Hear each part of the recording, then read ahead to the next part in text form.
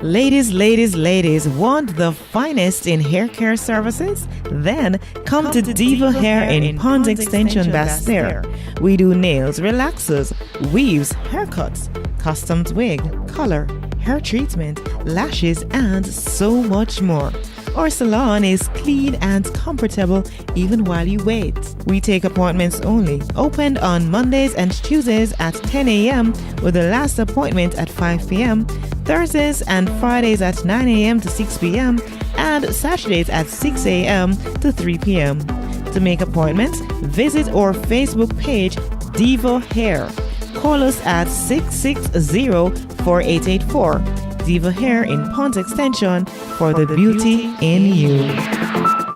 Opposition leader Dr. Denzil Douglas is suggesting that the government will attempt to sneak onto the order paper the Elections Amendment Bill agenda point for Thursday's National Assembly meeting. Speaking at a press conference on Wednesday at the Koi building, Dr. Douglas suggested that the meeting of Parliament to discuss the Freedom of Information Bill 2018 and the Data Protection Bill 2018 will see the contentious Election Amendment Bill added, especially as it relates to voting rights of overseas nationals. We are aware that a piece of legislation will possibly end up on the order paper for tomorrow's meeting. I said probably because although at the moment we have not been notified, knowing how the Parliament functions under the present Speaker, who is being directed constantly by the Prime Minister, we may have a motion to amend the order paper tomorrow, and we will have possibly placed on the order paper the National Assembly Elections Amendment Bill of 2018, which had its first reading at the last sitting of our Parliament. But it was not debated and thus was not passed into law. Dr. Douglas has contended that there should be widespread consultation and suggested that overseas voters contribute millions to the economy and their rights should be protected. But why am I concerned about this?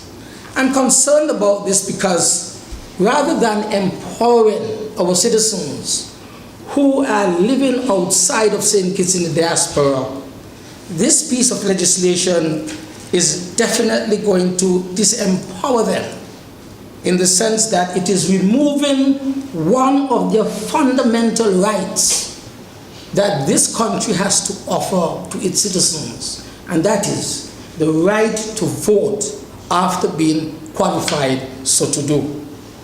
Because the essential clause in this piece of legislation speaks to removing the right to vote of our citizens who are living in the diaspora, who are presently voters registered to vote on the present voters register. But if now after this bill is passed, they are not resident in St. Kitts or Nevis, for 6 months before registration is again called or an election is due, they will not be allowed to register or to vote for that matter. The amendment to the Elections Act, among other things, proposes a residency requirement of 6 months for overseas nationals who are registered to vote in general elections. That issue has sparked a fierce debate in the public domain. Prime Minister Dr. Timothy Harris last week, during his monthly press conference, argued that allowing overseas nationals to vote without requiring them to reside in the country makes a mockery of the constituency system. One man, one vote. Because then it makes a nonsense of the constituency process. If people can willy-nilly move, it's not a presidential system where you count all the votes and whoever wins, so it doesn't matter where you're at.